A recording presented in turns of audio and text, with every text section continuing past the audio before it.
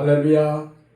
하나님께서 선물로 주신 오늘 하루를 예배로 시작하는 여러분들을 축복합니다. 기도하겠습니다. 하나님 아버지, 간밤에도 우리를 보호하여 주시고 또한 새로운 날을 주셔서 우리에게 살게 하심을 감사합니다.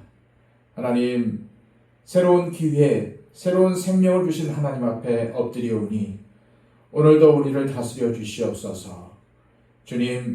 주님의 말씀을 우리 가운데 두셔서 그 말씀을 항상 기억하며 살게 하여 주시고 말씀에 순종하여 하나님의 말씀의 능력을 체험하는 우리의 삶이 되게 하여 주시옵소서. 우리의 삶을 온전히 주님께 의탁하옵고 예수 그리스도의 이름으로 기도하옵나이다. 아멘. 다 함께 찬송가 279장 찬양 드립니다.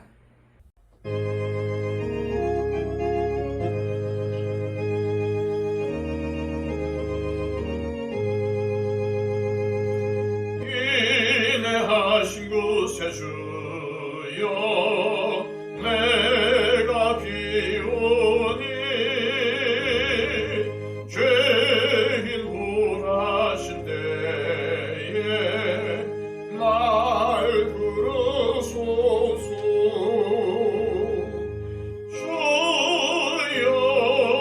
주여 내가 비오니 죄인 홀하실 때에 날 부르소서. 자비하신 보좌 앞에 꿇어 엎드려 자복하고 회개하니 믿음 주소서. 주여 내가 비오니 죄인 홀하실 때에 날 부르소서. 주의 공로 의지하여 주께 가오니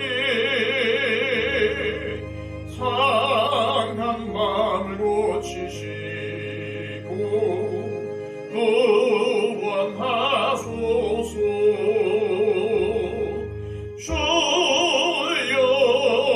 주여 내가 비오니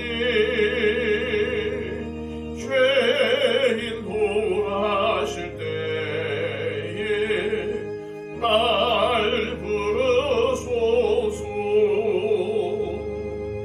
만복 끌만 우리 주여 위로하소서. 우리 주와 같으시니 어디 있을까. 주여 내가 비오니 죄인 홀하실 때에 날 부르소서.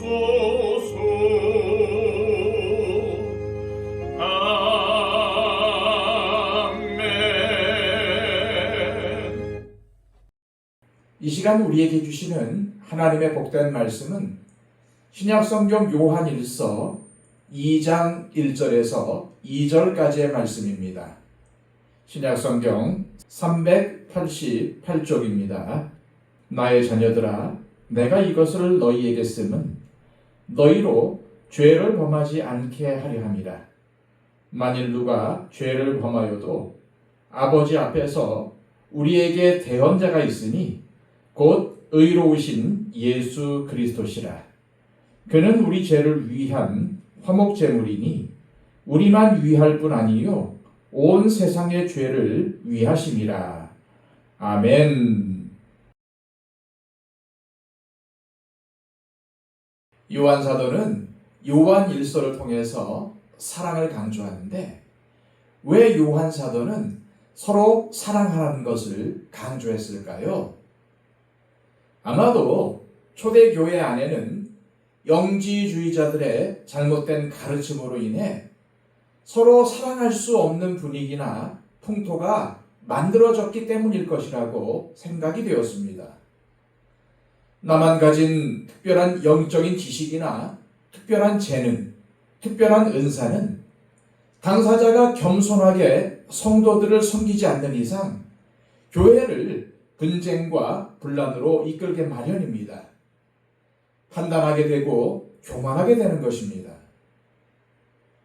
1절 말씀을 보겠습니다. 나의 자녀들아, 내가 이것을 너희에게 쓰면 너희로 죄를 범하지 않게 하려 함이라. 만일 누가 죄를 범하여도 아버지 앞에서 우리에게 대언자가 있으니 곧 의로우신 예수 그리스도시라. 요한 사도가 이것을 너희에게 썼다라고 하는데 무엇을 썼다는 것일까요? 문맥으로 볼 때 이것은 앞에 1장 9절에서 말한 빚과 사귐은 죄의 자백으로 가능하다는 것입니다. 요한은 우리가 죄를 자백하기만 하면 하나님께서 다 용서해 주신다는 말을 쓴 이유를 말하려고 하는 것입니다. 그렇다면 요한이 이러한 사실을 쓴 이유가 무엇이라는 것입니까? 너희로 죄를 범하지 않게 하려 함이라. 이것이 중요합니다. 그리스도인은 상습적으로 또 고의적으로 죄를 범하는 사람이어서는 안 된다는 것입니다. 죄를 자백하면 미쁘시고 의로우신 하나님께서 모든 불의에서 우리를 깨끗하게 하신 것 때문에 상습적으로 고의적으로 죄를 범해서는 안 된다는 것입니다. 다시 말해 하나님께서 조건 없이 사죄의 은총을 주시는 것은 우리를 거룩하게 하려는 것이지 방탕하게 하고 방종하게 하는 것이 아니란 말입니다. 우리는 이것을 올바르게 이해해야 합니다. 그렇습니다. 하나님은 우리가 죄를 짓지 않도록 하시기 위해서 용서와 사랑을 선포하신 것입니다. 왜냐하면 하나님의 은혜와 사랑에 사로잡혀 이것을 깊이 깨달아야만 우리가 범죄하지 않고 거룩한 삶을 살 수가 있기 때문입니다. 이것이 바로 죄 사함의 은혜입니다. 하나님은 우리가 항상 죄 용서받고 구원받은 감사와 감격으로 살기를 원하십니다. 우리의 봉사와 나눔, 베품과 섬김은 이러한 주님의 은혜에 대한 반응이어야 합니다. 그런데 봉사와 섬김의 삶을 살기 때문에 구원받았고 죄사함 받았다는 생각은 순서가 뒤바뀐 것입니다. 그러니까 죄를 용서받은 감격과 은혜가 우리를 주님께서 기뻐하시는 삶으로 변화시키는 원동력이라는 것입니다. 그런데 1절에는 자녀들아 누가 죄를 범하면 이라고 되어 있습니다. 무슨 말입니까? 우리가 하나님의 큰 사랑을 받고도 죄를 범하는 삶을 살고 있다는 뜻입니다. 하지만 앞에 나온 영지주의자들처럼 나는 범죄하지 않는다 혹은 죄가 없다고 말하는 거짓말을 하면 안 된다는 것입니다. 왜냐하면 우리는 더 이상 죄를 사랑하지 않고 오히려 죄를 거부하는 사람들이기 때문입니다. 그래서 혹시 우리가 죄를 지어도 과거처럼 당당하게 죄를 짓지는 않습니다. 죄 짓는 것을 수치스럽게 생각합니다. 그러나 여전히 우리는 죄를 범하고 삽니다. 이것이 우리가 처해 있는 현실이요 문제입니다. 그렇다면 이럴 때는 어떻게 해야 할까요? 만일 누가 죄를 범하면 아버지 앞에서 우리에게 대언자가 있으니 곧 의로우신 예수 그리스도시라. 믿음의 사람도 얼마든지 죄를 범할 수 있습니다. 바로 그때 우리를 위한 대언자이신 예수 그리스도가 계신다는 것입니다. 바로 이것이 오늘 본문에서 가장 중요한 말씀입니다. 대언자는 대변자 혹은 변호사, 돕기 위해 부름을 받은 자를 의미합니다. 우리의 옆에 서서 우리를 변호해 주시는 분이시라는 말입니다. 그분이 누구라는 말입니까? 바로 예수 그리스도이십니다. 예수님은 우리가 신앙생활을 하다가 넘어져 실수하고 범죄했을 때, 그리고 그 죄로 인해서 의기소침하고 사기가 저하되었을 때 하나님께서 나 같은 죄인을 용서하시겠는가라는 한탄에 빠져 있을 때 우리를 변호해 주시고 다시금 하나님 앞에 설 수 있도록 용기를 주시고 도와주시는 분이시라는 말입니다. 그런데 요한 사도는 2절에서 우리의 대언자이신 예수님에 관해 아주 중요한 말을 합니다. 그는 우리 죄를 위한 화목 제물이니 우리만 위할 뿐 아니요 온 세상의 죄를 위하심이라. 이 말씀의 의미는 예수님께서 하나님 앞에서 우리를 변호하실 때 결코 우리가 결백하다고 주장하시는 것이 아니라는 말입니다. 그렇습니다. 우리는 절대 결백하지 않습니다. 우리가 이것을 분명히 알아야 합니다. 왜냐하면 이것이 은혜가 무엇인지를 가르쳐주는 핵심 내용이기 때문입니다. 예수님께서 우리를 위해 하나님 앞에서 대언하실 때 주장하시는 것은 우리가 죄를 짓지 않았다는 것이 아닙니다. 다만 예수님께서 우리의 죄값을 과거, 현재, 미래에 이르기까지 완벽하게 지불하셨다는 것입니다. 바로 이것이 대언자이신 예수 그리스도께서 대언하시는 내용입니다. 그것을 증명하는 중요한 단어가 바로 화목 제물이라는 말입니다. 제물이라는 말에는 속하다, 죄를 갚다라는 의미가 포함이 되어 있습니다. 하나님께 속죄를 위한 제사를 드릴 때 죄를 범한 사람은 제물의 머리에 안수합니다.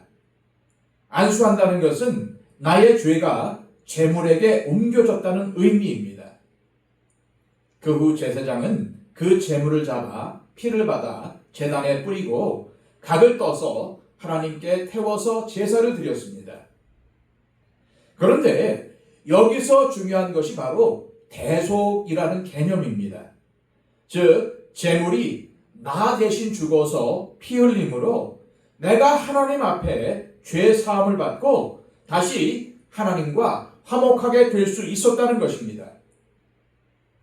반면에 죄를 범한 사람은 그 제물이 나 대신 피 흘려 죽는 모습을 보면서 죄를 아파하고 회개하여 다시는 죄를 짓지 않도록 마음을 써야 했던 것입니다.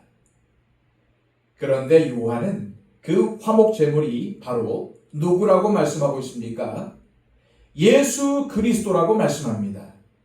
예수님께서 저와 여러분들을 대신해서 피 흘려 죽으시고 우리의 죄에 대한 하나님의 심판을 만족시킨 것입니다. 이제 우리가 마지막으로 살펴야 할 사실은 예수님께서 화목 제물이 되신 것은 온 세상의 죄를 위한 것이라는 말씀의 의미입니다. 그래서 누구든지 나를 위해서 예수님께서 화목 제물이 되셨다는 것을 믿고 주님을 영접하기만 하면 하나님의 자녀가 되는 권세를 누리게 되는 것입니다. 요한일서 4장 10절은 예수님께서 화목 제물이 되신 이유에 대해서 밝히고 있습니다. 사랑은 여기 있으니 우리가 하나님을 사랑한 것이 아니요 하나님이 우리를 사랑하사 우리 죄를 속하기 위하여 화목 제물로 그 아들을 보내셨습니다. 여기서 중요한 단어가 무엇입니까? 바로 하나님의 사랑입니다. 그러므로 예수님이 우리의 대언자라는 사실은 대언자이신 예수님을 믿고 고의적으로 죄를 지어도 된다는 죄의 허가증이 아니라 거룩한 삶을 살게 하는 뜨거운 원동력입니다. 왜냐하면 예수님께서 모진 고통과 죽음까지 감수하시면서 나의 죄를 위해서 화목제물이 되어주셨고 지금도 나를 위해 하늘 보좌에서 대언하시기에 그 예수님의 고난과 나를 위한 그 사랑을 기억하며 하나님 보시기에 아름다운 삶을 살아야 하는 것입니다. 이 시간 기도하실 때 우리의 죄를 위해 화목제물이 되시고 또한 우리가 범죄할 때 우리를 위해 대언해 주시는 예수님을 기억하며 하나님의 뜻에 맞는 거룩한 삶, 하나님의 자녀의 합당한 삶을 살도록 믿음을 달라고 하나님 앞에 기도하시기를 바랍니다. 111 기도를 통해서 나의 기도가 필요한 모든 분들을 위해 중보해 주시고 특별히 초청 대상자들을 위해 뜨겁게 기도해 주시기를 바랍니다. 기도하겠습니다.